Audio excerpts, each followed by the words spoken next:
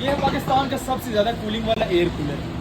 90 litre water tank के साथ है। यहाँ पर आपने 3 बोतलें जो होंगी फ्रीज करके यहाँ पर रख देनी है, और जब पानी इसके अंदर डालेंगे तो 90 लीटर पानी इसके अंदर आएगा। पानी आपने स्टार्ट कर देंगे, 3 जगह से पानी ऊपर आएगा और इससे पानी जो होगा पैड्स में नीचे जाते जाएगा, जिससे एक्स्ट्रा कूलिंग होगी। यहाँ से आप इसका स्पीड कंट्रोल कर सकते हैं, हाई मीडियम लो, जिससे आपने स्पीड कंट्रोल करना है।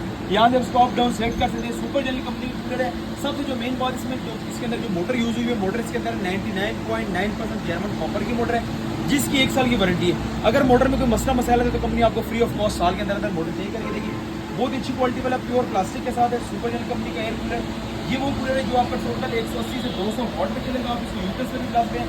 तो ये कूलर आपको बहुत मुनासिब रेट पर Khan electronics and Khan home store मरी और ड्रॉपिंग से मिलेगा। तो जल्दी जो ले लीजिए।